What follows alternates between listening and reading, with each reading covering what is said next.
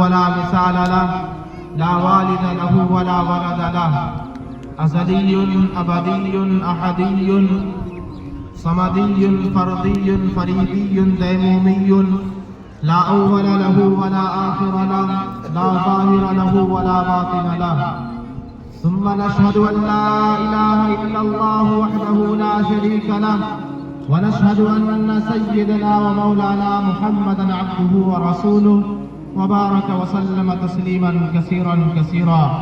أعوذ بالله من الشيطان الرجيم. بسم الله الرحمن الرحيم. وقال الله تعالى في كلامه المجيد والفرقان الحميد وَإِذِ ابْتَلَىٰ إِبْرَاهِيمَ رَبُّهُ بِكَلِمَاتٍ فَأَتَمَّهُنَّ. مسلمانوں کے لیے خوشی کے صرف دو تہوار کا انتخاب فرمایا، ایک عید الفطر اور دوسرا عید الاضحیٰ. یہ عید الاضحیٰ ہے کیا اور یہ قربانی کیا ہے اور اس قربانی کی حقیقت کیا ہے؟ میں نے آپ کے سامنے قرآن مجید کی ایک مختصر سی آیت پڑھی، جس آیت کے اندر اللہ رب العزت نے فرمایا کہ ہم نے اپنے خلیل ابراہیم سے چند امتحانات لیے اور انہوں نے اس کو پورا کر کے دکھایا. تفسیر ابن کثیر میں لکھا ہے کہ وہ 30 امتحانات تھے جس کو اللہ رب العزت نے سیدنا ابراہیم علیہ السلام سے لیا تھا. لیکن 4 سب سے بڑے بڑے امتحانات تھے جس کو ہم تمام لوگ بخوبی جانتے ہیں. ہر مومن جو کلمہ پڑھتا ہے اس کا یہ فرض بنتا ہے کہ حضرت ابراہیم کی سنت کو زندہ کرنے والا اور ان کے واقعے سے سبق لینے والا بن جائے. حضرت ابراہیم علیہ السلام کا جو 4 امتحان ہے میں مختصراً آپ کو بتاؤں گا جس لیے کہ وقت کی قلت ہے. سب سے پہلا امتحان اللہ تبارک و تعالیٰ نے حضرت ابراہیم علیہ السلام کا اس اعتبار سے لیا. حضرت ابراہیم کے باپ کا نام آزر تھا. حضرت ابراہیم کے بیٹے کا نام ایک کا نام اسماعیل تھا جو حضرت ہاجرہ کے بطن سے تھا، اور دوسرے کا نام اسحاق تھا جو حضرت سارہ رضی اللہ عنہ علیہ السلام کے بطن سے تھا. حضرت اسحاق کے پھر بیٹے حضرت یعقوب ہوئے. حضرت یعقوب کے پھر بیٹے حضرت یوسف علیہ السلام ہوئے. یہ جو خاندان ہے حضرت ابراہیم کا، ان کے اوپر سے لے کر نیچے تک نسل بعد نسل اللہ نے نبیوں کا سلسلہ جاری رکھا تھا. ایک نبی کے بعد دوسرا نبی آئے، کسی بھی خاندان کے اندر اللہ نے یہ چیز نہیں دیا تھا. حضرت ابراہیم علیہ السلام جو پیدا ہوئے بت پرست کے یہاں پیدا ہوئے ہی تھے، لیکن ایسے شخص کے یہاں آپ کی پیدائش ہوئی جو خود بت تراش تھا، جو بت کو بناتا تھا اور صنم خانے کے اندر لے جا کر کے اس کو فروخت کرتا تھا، اس کو بیچتا تھا اور لوگ اس کی عبادت کرتے تھے. حضرت ابراہیم علیہ السلام نے جب توحید کے علم کو بلند کیا تو اپنے باپ سے کہا کہ آپ کس کی عبادت کر رہے ہیں؟ اس اللہ کی عبادت کیجئے جو اللہ سرو شکتیمان ہے، جو اللہ پوری مانوتا کا رب ہے، اس اللہ کی عبادت کیجئے. تو حضرت ابراہیم کے باپ نے کیا کہا تھا کہ اے ابراہیم تم کیا کر رہے ہو؟ اپنے اس رویے سے تم ہٹ جاؤ. توازنی ملیہ، اگر تم نہیں ہٹو گے تو گاؤں کے جتنے بڑے بڑے پتھر ہیں گاؤں میں چاروں طرف میں سب کو لا کر کے اس سے تمہیں کچل دوں گا. لیکن حضرت ابراہیم علیہ السلام نے اس چیلنج کو ایکسپٹ کیا اور اسے قبول کیا اور اللہ کی وحدت کو، اللہ کی وحدانیت کو، اللہ کی قدرت کو، اللہ کی یکتا ہونے کو کھلے عام لوگوں کو بتایا کہ ایک اللہ کی صرف عبادت کی جا سکتی ہے. حضرت ابراہیم کے باپ نے کہا کہ ابراہیم صرف گھر سے نہیں نکلنا ہے، اس وادی سے دور دور تک چلے جاؤ اور دوبارہ قیامت تک تمہیں یہاں لوٹ کر کے آنے کی بالکل اجازت نہیں ہوگی. سب سے پہلا امتحان تھا حضرت ابراہیم علیہ السلام کا. جہاں اپنوں کو چھوڑنا تھا، جہاں باپ سے الگ ہونا تھا، جہاں بھائی بہن سے جدا ہونا تھا، جہاں ماں سے الگ ہونا تھا، ایک پیغام دیا لوگوں لوگوں کو اور ہمیں بھی یہ سبق سکھا دیا کہ ایک اللہ کی عبادت جب کرنی پڑے، چاہے لاکھ مشکلیں آ جائے سامنے، لاکھ مصیبت سامنے آ جائے، لوگ تمہیں ایمان چھیننا چاہے، ایمان سے دور کرنا چاہے، لیکن سنت ابراہیمی کو یاد رکھ لینا، سب کو چھوڑ دینا، لیکن ایک اللہ کے ہو جانا، ہر جائی مت بننا، ایک جائی ہو کر ایک اللہ کی عبادت کرنے کا۔ دوسرا امتحان حضرت ابراہیم کا کیا تھا؟ 4 ایسے بادشاہ گزرے دنیا کے اندر جس نے پوری دنیا کے اندر حکومت کی ہے، ان میں سے ایک بادشاہ نمرود بھی کر جائے۔ حضرت ابراہیم علیہ السلام کا دوسرا امتحان اس طرح لیا گیا، نمرود نے بلایا اور کہا ہے ابراہیم تم کیا کرتے ہو؟ حضرت ابراہیم نے کہا کہ میں اللہ کی عبادت کرتا ہوں اور لوگوں کو کرنے کا حکم دیتا ہوں۔ تو نمرود نے کہا کہ میں خود خدا ہوں، میں خود اللہ ہوں، میرے سامنے لوگ جھکتے ہیں۔ تو نمرود نے کہا کہ اللہ کس کو کہتا ہے؟ اللہ کون ہے؟ تو اللہ کے نبی حضرت ابراہیم نے کہا کہ میرا اللہ وہ ہے جو انسان کو مارتا ہے، جو انسان کو زندگی دیتا ہے۔ وہ الٹا کھوپڑی کا تھا، الٹے دماغ کا تھا۔ اس نے 2 قیدیوں کو بلایا اور دونوں کو بلانے کے بعد کہا کہ ان میں سے بتاؤ کہ کس کو چھٹی ملے گی، کس کو پھانسی نہیں دیا جائے گا۔ تو کہا کہ فلاں شخص کو پھانسی دی جائے گی، اور کہا فلاں شخص کو چھوڑ دیا جائے گا۔ تو نمرود نے کہا کہ جس کو پھانسی دی جائے گی اس کو چھوڑ دو، اور جسے چھوڑا جائے گا اسے ذبح کر دو۔ تو کہا ہے ابراہیم دیکھو میں بھی لوگوں کو زندہ کرتا ہوں، میں بھی لوگوں کو مارتا ہوں۔ حضرت ابراہیم نے کہا اگر تمہارے اندر پاور ہے، اگر تمہارے اندر یہ قوت ہے، اگر جسارت ہے، تو اللہ میرا رب وہ ہے جو سورج کو پورب سے اگاتا ہے اور پچھم میں جا کر ڈبا دیتا ہے۔ اگر تمہارے اندر یہ قوت ہے، یہ طاقت ہے، تو تم سورج کو پچھم سے اگاؤ اور پورب میں لے جا کر کے ڈبا دو۔ وہ حیران ہو گیا، پریشان ہو گیا، خاموش ہو گیا اور حکم دیا لوگوں کو ایک بڑی آگ لگا دی جائے جو آگ آسمان سے بات کرنے والی ہو۔ حضرت ابراہیم علیہ السلام کے لیے بڑے پیمانے پر پورے شہر کے اندر لکڑیوں کو جمع کر کے آگ لگا دیا جاتا ہے۔ حضرت ابراہیم علیہ السلام کو اس آگ کے اندر ڈال دیا جاتا ہے۔ وہ ابراہیم علیہ السلام جس کا ایمان اللہ پر تھا، جو حالات سے ڈرنے والے نہیں تھے، جو غیروں کے نعرے کو قبول کرنے والے نہیں تھے، جن کا یقین تھا کہ جو ہوگا اللہ سے ہوگا، جو کرنے والا ہے اللہ کرنے والا ہے۔ جیسے حضرت ابراہیم علیہ السلام آگ کے اندر داخل ہوتے ہیں، اللہ حکم دیتا ہے یا ربی، اللہ کہتا ہے یا نار کونی بردا و سلام علی ابراہیم، اے آگ تم میرے بندے میرے خلیل ابراہیم پر ٹھنڈی ہو جا، ایسی ٹھنڈی نہ ہو جا جس سے حضرت ابراہیم کے آدھا شل ہو جائے، جس سے حضرت ابراہیم کو پریشانی ہو۔ اللہ نے کہا سلام، اے آگ ایسی ٹھنڈی ہو جا جس میں ایئر کنڈیشن جیسا محسوس ہو، جس کے اندر ابراہیم علیہ السلام آرام سے رہ سکے۔ حضرت ابراہیم کا دوسرا امتحان تھا جس میں اللہ نے انہیں پاس کر دیا۔ اور تیسرا سب سے بڑا امتحان جو حضرت ابراہیم کا ہوا، اللہ نے کہا کہ ابراہیم اپنی اولاد کو لے کر کے جس بیٹے کو اللہ نے حضرت ابراہیم کی عمر 120 سال تھی، حضرت حاجرہ کی عمر 90 سال تھی، اللہ نے خوبصورت سا بیٹا بڑی دعاؤں کے ساتھ بڑی ہمدردی کے ساتھ دیا تھا۔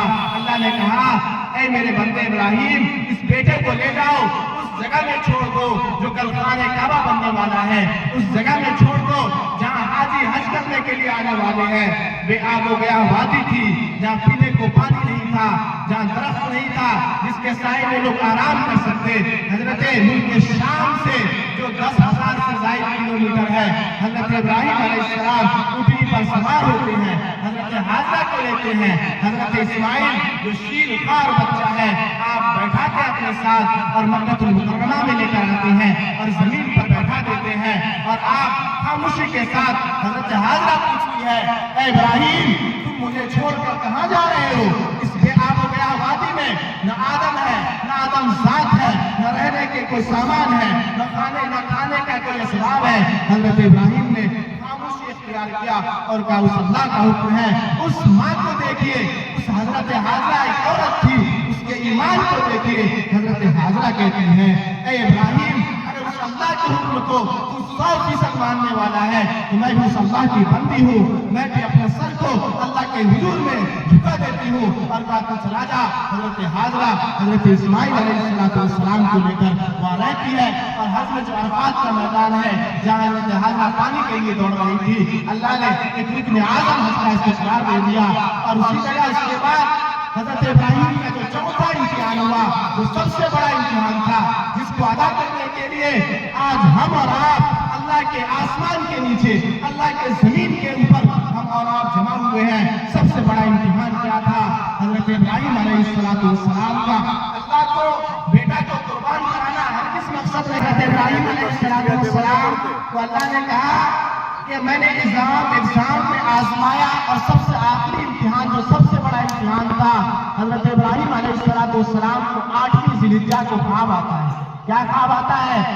حضرت ابراہیم علیہ السلام نے خواب میں دیکھا، قرآن اس کے نقشے کو کھینچتا ہے، اور یا بنی انی اری فی المنام، کہ کہا حضرت ابراہیم نے اپنے بیٹے سے یا بنی کا لفظ جب قرآن کے اندر استعمال ہوتا ہے تو اس کے لیے استعمال ہوتا ہے جس سے سب سے زیادہ محبت ہوتی ہے۔ یہاں سب باپ بیٹھے ہیں، آپ اپنی اولاد سے سب سے بڑھ کے محبت ہوتی ہے۔ اولاد کے لیے ہم حلال اور حرام کی تمیز کیے بغیر انصاف کر دیتے ہیں، لیکن حضرت ابراہیم کے ایمان کو دیکھیے۔ حضرت ابراہیم نے کہا یا بنی انی اری فی المنام، اے میرے لگتے جگر، اے میرے جگر کے ٹکڑے، میں نے خواب میں دیکھا ہے۔ کیا دیکھا ابا جان؟ انی اذبحک، کہ میں تجھے ذبح کر رہا ہوں، میں تجھے قربان کر رہا ہوں، تمہاری کیا رائے ہے؟ قال یا بنی انی اری فی المنام انی اذبحک فانظر ماذا ترى، کہ تم کیا کہتے ہو اس کے بارے میں؟ تم راضی ہو یا نہیں راضی ہو؟ اس بیٹے کے ایمان کو دیکھیے۔ یہ ہوتا ہے باپ اور بیٹے کی محبت، یہ ہوتا ہے اللہ کے سامنے جھک جانا، اپنے عقل کے گھوڑے کو نہ دوڑانا، اللہ کے حضور میں سجدہ ریز ہونا۔ تو بیٹا نے کہا کہ ابو جان، جس خواب کو آپ نے دیکھا ہے میں اس خواب کو انشاءاللہ من الصابرین، کہ آپ صبر کرنے والوں میں سے ہو جائیں گے، اور میں اس خواب کو پورا کر کے دکھا دوں گا۔ حضرت ابراہیم علیہ السلام کو لے کر، حضرت اسماعیل علیہ السلام کو لے کر حضرت ابراہیم میدان کی طرف بڑھتے ہیں، اور اس کو قربانی کے لیے لٹا دیتے ہیں۔ جب آپ کو قربانی کے لیے لٹا دیا گیا، حضرت ابراہیم نے حضرت اسماعیل علیہ السلام کے چہرے پر کپڑا ڈال دیا، اور اپنی چھری کو جو تیز دھار چھری تھی حضرت اسماعیل کے گلے پر حضرت ابراہیم نے پھیرنا شروع کر دیا۔ اسرائیلی روایات ہے، فضیلت کے باب میں اسرائیلی روایات کو بیان کیا جا سکتا ہے۔ اسرائیلی روایات کے اندر موجود ہے، چھری کہتی تھی اے ابراہیم میرا جو رب ہے وہ کہتا ہے کہ نہیں چل جائے، اور تو کہتا ہے چلنے کے لیے، میں کیسے چل سکتا ہوں؟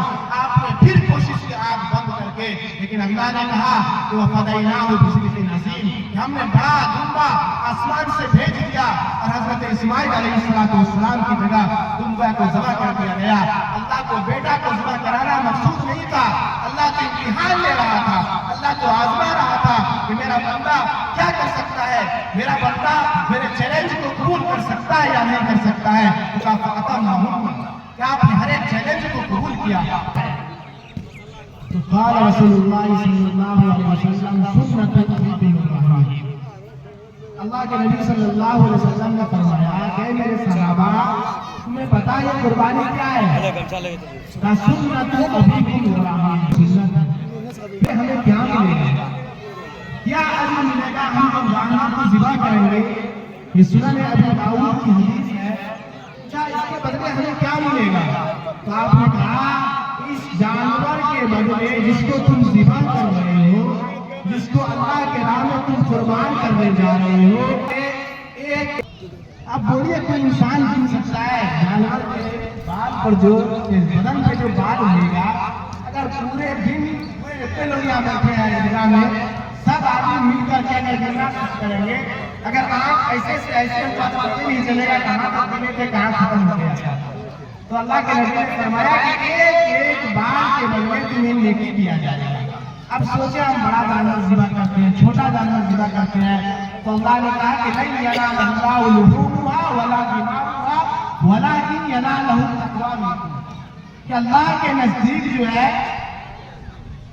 جانور جو تم ذبح کرتے ہو اس کا گوشت نہیں پہنچتا ہے، اس کا خون نہیں پہنچتا ہے، اس کے اعضاء اور جوارے نہیں پہنچتے ہیں، اس کو تم ہی کھاؤ، اس کو تم ہی بانٹو، لوگوں کو کھلاؤ۔ تو کہا کہ وَلَٰكِنْ يَنَالُهُ التَّقْوَىٰ مِنكُمْ۔ سب سے بڑی جو چیز ہے، سب سے اہم جو چیز ہے، وہ جان تمہارا جو نیت پہنچتا ہے، تقویٰ پہنچتی ہے۔ اللہ کے نبی نے فرمایا، بخاری کی سب سے پہلی حدیث ہے کہ اِنَّمَا الْأَعْمَالُ بِالنِّيَّاتِ، کہ عملوں کا دار و مدار نیتوں پر ہے۔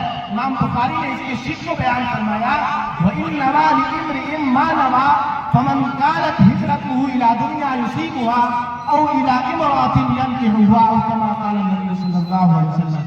کہ انسان جس چیز کی نیت کرتا ہے، جب اللہ کے نبی صلی اللہ علیہ وسلم مکہ سے مدینہ ہجرت کر کے نکلے تھے تو آپ کے ساتھ کچھ ایسے لوگ بھی ساتھ لگ گئے تھے جس کی یہ نیت تھی کہ ہم مدینہ جا کر کے سامان کا خرید و فروخت اور تجارت کریں گے۔ تو آپ علیہ السلام نے فرمایا کہ جو جس چیز کی نیت کرتا ہے یصیبھا، وہ وہاں تک پہنچا دیا جاتا ہے۔ پھر کہا وَإِذَا امْرَأَةٍ، کہ بعض لوگ جو ہے شادی کی غرض سے مکہ سے مدینہ گئے تھے، آپ نے کہا کہ ينكحوها، اس کا نکاح اس سے کر دیا گیا۔ اس پورے جملے کا، اس پورے حدیث کے مفہوم کو آپ غور کریں گے تو سب سے عالمگیری پیغام یہی ملتا ہے کہ نیت درست ہونی چاہیے، نیت صاف ہونی چاہیے، نیت خالص ہونی چاہیے، نیت اللہ کی رضا ہونی چاہیے۔ اگر اللہ کی رضا نہیں ہے، اگر اللہ کی منشا نہیں ہے، اگر اللہ کی خوشنودی نہیں ہے، ہم 50 لاکھ کے جانور کو ذبح کر دیں، ہم 10,000 کے جانور کو ذبح کر دیں، ہم 5,000 کے جانور کو ذبح کر دیں، ایسے کی کہ تمہاری قربانی کبھی قبول نہیں ہوگی۔ میں بتا رہا تھا کہ اللہ کے نبی نے فرمایا کہ بال کے ہر کے طور پہ ہم سب گوشت کھاتے ہیں، اس کا سینگ رہتا ہے کوئی نہیں کھاتا ہے، اس کا پیر کا لب چھو رہتا ہے، اس کو کوئی استعمال نہیں کرتا ہے۔ اللہ کے نبی نے فرمایا کہ ہر عضو کے بدلے، چاہے اسے تم کھاؤ یا نہ کھاؤ، چاہے اسے تم استعمال کرو یا نہ کرو، ہر عضو کے بدلے اللہ تبارک و تعالی تمہیں ایک نیکی دے گا۔ اب دیکھیے قرآن کے اندر ہے من جاء بالحسنۃ عشر امثالھا، کہ جو شخص نیکی کے کام کو کرے گا، اللہ کے لیے جس کام کو کرے گا، عشر امثالھا، کہ 10 گنا بڑھا کر کے اللہ تعالیٰ اسے نیکی میں اضافہ کر دے گا۔ اب ایک جانور کے اوپر جتنا بال تھا اس کو 10 گنا آپ بڑھا دیجئے تو اس کو آپ ڈیوائڈ کیجئے گا تو کئی گنا بڑھ کر کے ہو جائے گا۔ تو اللہ کے نبی نے فرمایا کہ ہر بال کے بدلے نیکی دیا جاتا ہے۔ اور اس کے آگے فرمایا کہ جب انسان ذبح کرتا ہے، قربانی دیتا ہے، کل میدان محشر میں جب ہر انسان نفسی کے عالم میں ہوگا تو بعض انسان جو ہوں گے اپنے جانور پر بیٹھ کر کے، اس پر سوار ہو کر کے وہ اللہ کے حضور میں پیش ہوں گے اور میدان محشر میں سفر کرتے ہوئے اللہ کے دربار میں حاضر ہوں گے۔ اب غریب دیکھیے، یہ تو فضیلت تھی جو ہمیں اور آپ کو بتایا گیا، یہ حضرت ابراہیم کی سنت تھی جسے ہر صاحب نصاب کو کرنا پڑے گا۔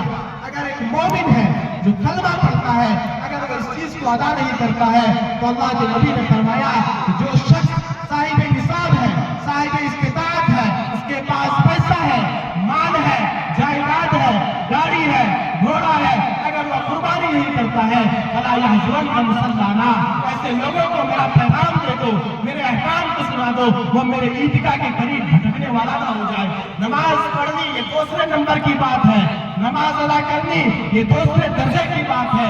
آپ علیہ السلام نے فرمایا فلا یقربن مصلانا، بخاری کی حدیث ہے کہ وہ میرے عیدگاہ کے قریب بھی نہیں آ سکتا ہے، وہ میرے عیدگاہ کے پاس بھی نہیں آ سکتا ہے۔ اگر کوئی صاحب نصاب ہونے کے باوجود جس کے پاس 7.5 تولا سونا، 52 تولا چاندی کی مقدار، اگر پیسہ ہے، اگر ایک گاڑی میں کام چل سکتا تھا، اس کے پاس 2 گاڑی ہے، اگر 2 کپڑے میں کام چل سکتا تھا، اس کے پاس 10 کپڑا ہے، اگر ایک روم میں وہ رہ سکتا تھا، اس کے پاس 5 روم ہے، پھر بھی وہ شخص قربانی نہ دے، آپ علیہ السلام نے فرمایا کہ میری عیدگاہ کے قریب نہ آئے۔